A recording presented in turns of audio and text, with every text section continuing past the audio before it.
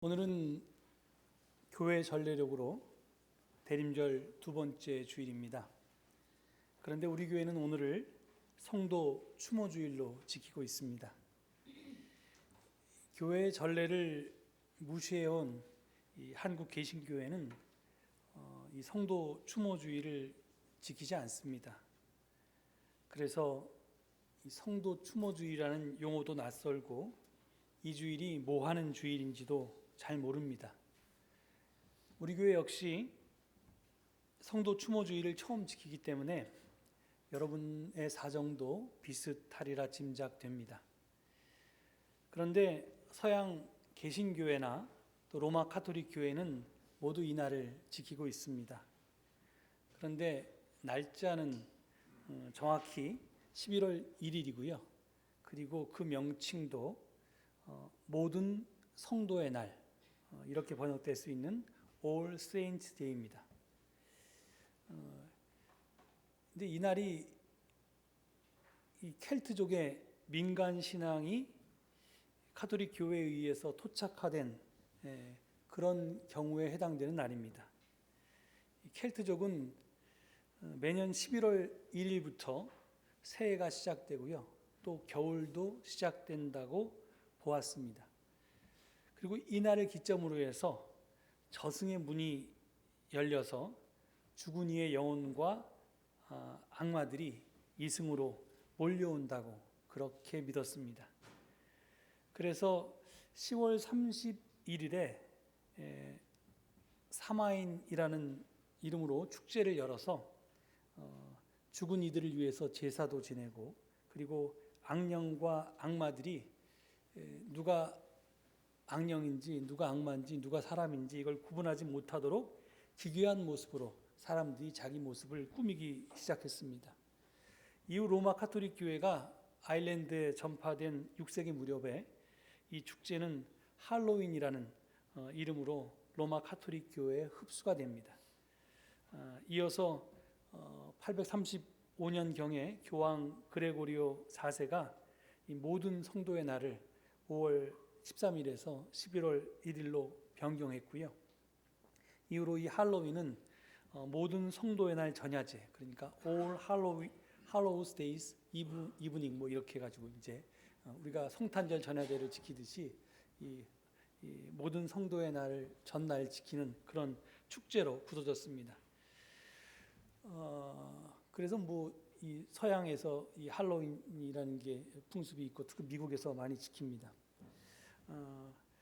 그래서 로마 카톨릭 교회에서는 11월 한 달 동안을 이 세상을 떠난 이들을 기억하며 기도하는 위령 성월로 지킵니다. 서양 개신교회도 이 로마 카톨릭 교회의 전례를 계승해서 매년 11월 1일이나 아니면 11월 첫째 주일에 이 All Saints Day 또는 All Saints Sunday를 지킵니다. 그런데 이 말이 왜, 그러니까 모든 성도의 날 또는 모든 성도의 주일이 왜 성도 추모 주일이라고 의역되는지는 잘 모르겠습니다.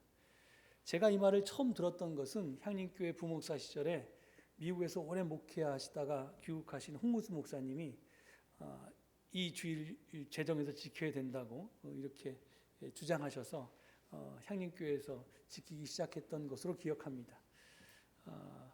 그런데 그러니까 이게 왜 성도 주일이 성도 추모 주일이 됐는지, 근데 그 이유는 제가 아직까지 확인을 못했습니다.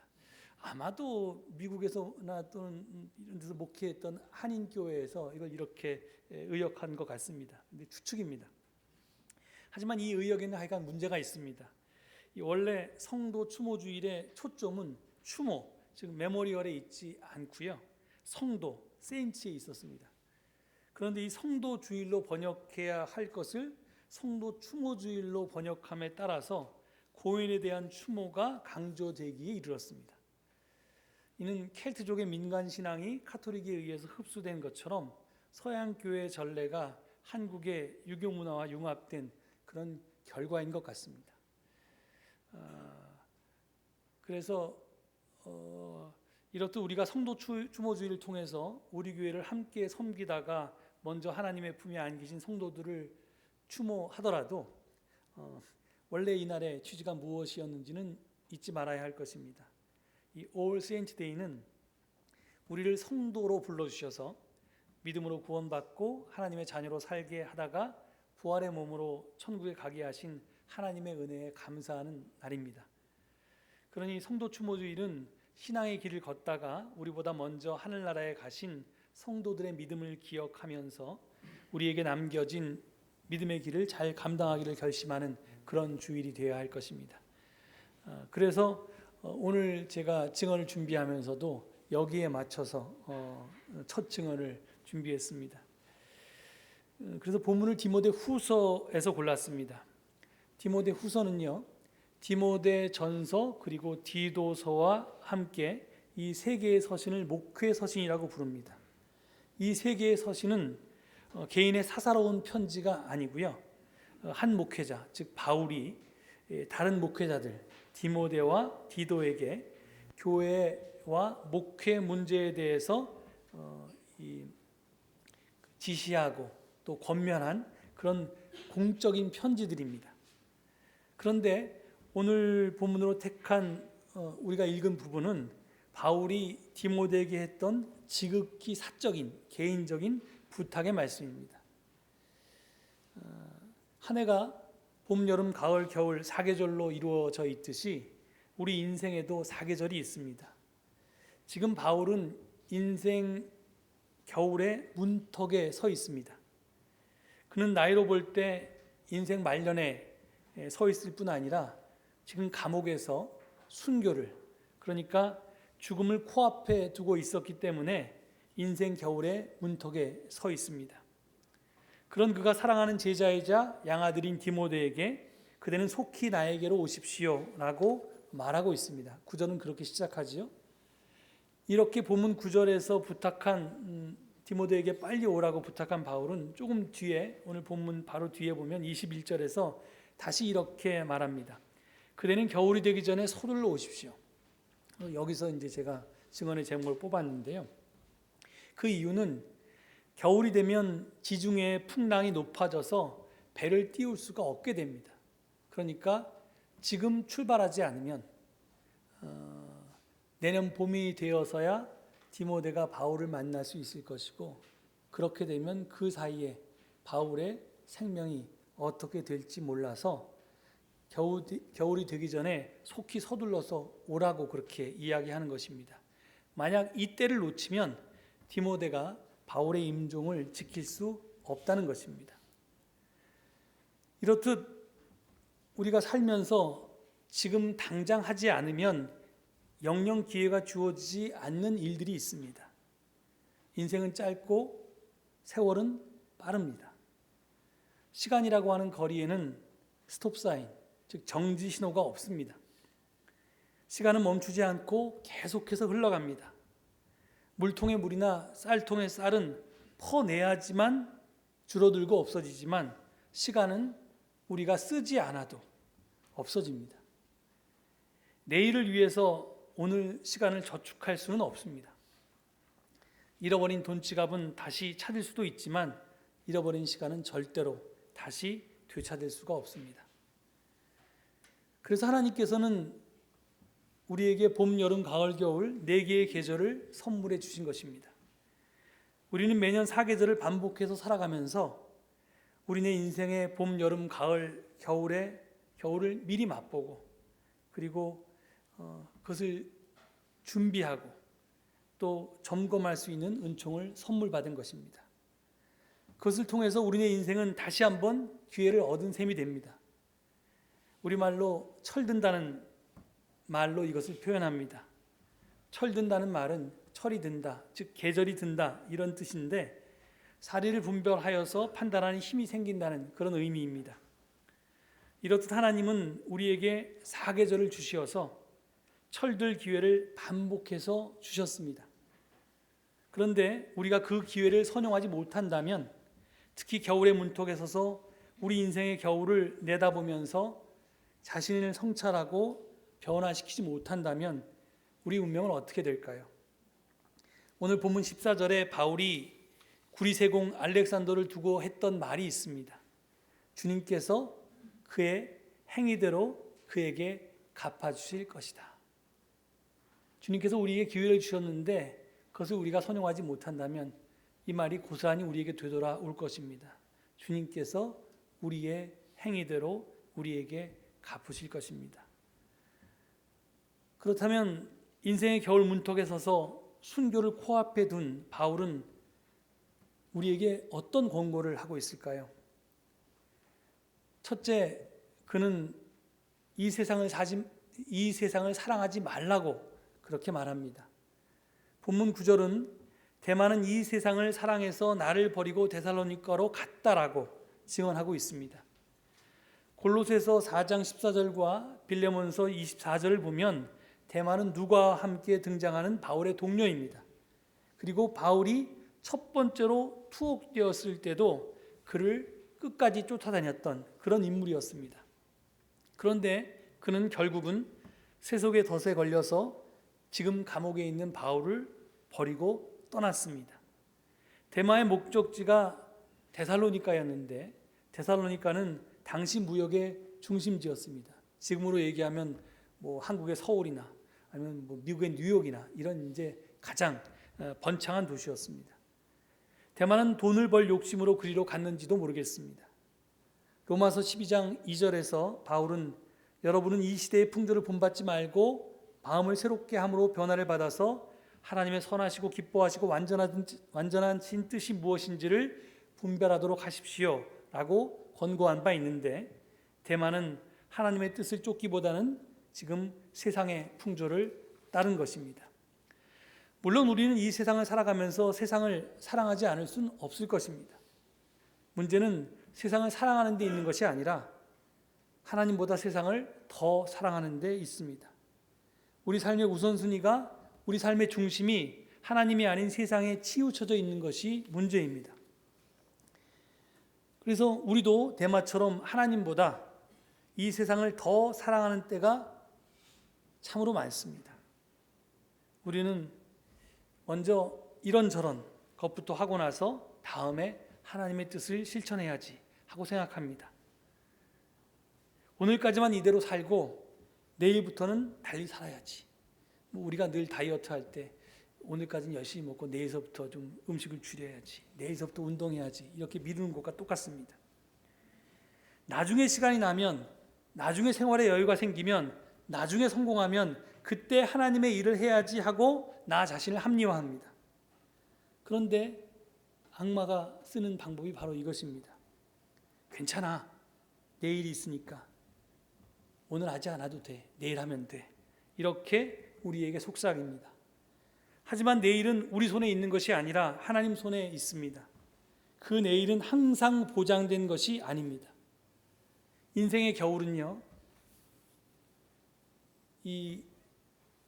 우리가 매년 맞이하는 겨울처럼 꼭 가을 뒤에만 찾아오는 것이 아닙니다. 봄 다음에 바로 인생의 겨울이 올 수도 있습니다. 인생은 오는 데는 순서가 있지만 가는 데는 순서가 없습니다. 그러니까 오늘 할 일을 내일로 미루면 안 됩니다. 그래서 여러분들이 오늘 할 일은 꼭 오늘 할 수 있기를 바랍니다. 두 번째, 바울이 이야기하는 것은 용서하고 화해하는 일입니다. 본문 11절을 보면 바울은 디모데가 올 때 마가를 데리고 오라고 말하고 있습니다. 사도행전 12장을 보면 마가는 바울로 인해서 크게 상처받은 경험이 있었던 사람입니다. 마가는 이 바나바의 조카인데요. 좀 연약한 사람이었던 것 같습니다. 그래서 1차 전도여행 때 바나바, 바울과 함께 마가가 전도여행을 떠났다가 어려운 일이 생기니까 도중에서 도망쳐 버렸습니다. 2차 전도여행을 갈 때 또 따라 나서겠다고 그렇게 마가가 따라 나섰는데 바울이 이를 완강하게 거부합니다. 그렇게 약한 사람을 데리고 갔다가 또 핍박이 생기면 어려운 일을 당할 것이기에 그를 부정했던 것입니다. 그래서 결국 마가는 쫓아 나서질 못합니다. 그 때문인지 마가는 이후에 더 강해졌습니다. 열심을 내게 되었습니다. 충성된 사람이 되어서 좋은 일도 많이 하고요. 특별히 베드로의 통역으로 활약하게 됩니다.